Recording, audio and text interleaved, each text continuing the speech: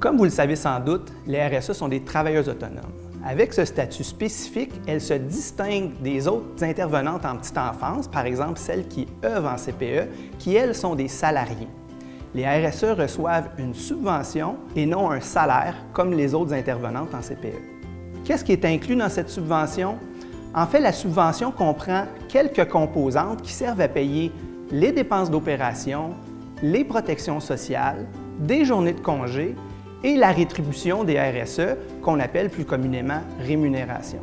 Pour mieux comprendre, prenons le montant de 38,87 que les RSE reçoivent par jour par enfant à l'heure actuelle en 2024. Ce montant de 38,87 est composé de 5 éléments. Le premier, l'allocation de base.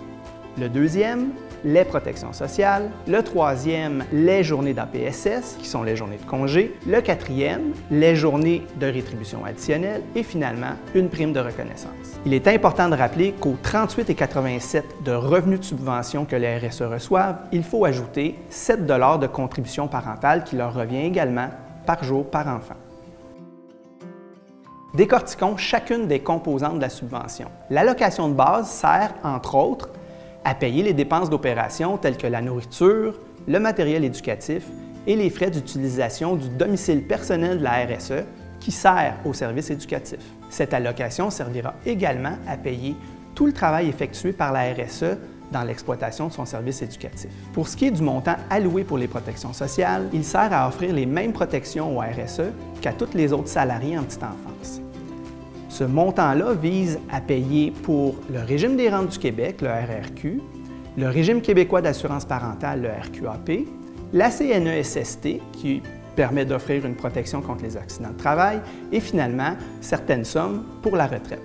Concernant les journées d'APSS, il sert à couvrir les journées de congé, 9 journées fériées et 17 journées de vacances. Grâce aux gains acquis en négociation, la FIPEC a obtenu également 3 journées de rémunération additionnelle, 2 pour de la planification pédagogique et 1 pour un congé personnel.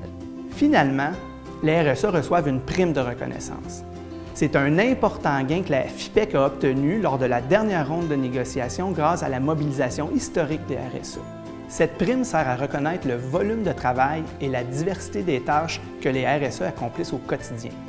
Voilà ce qui compose la subvention des RSE.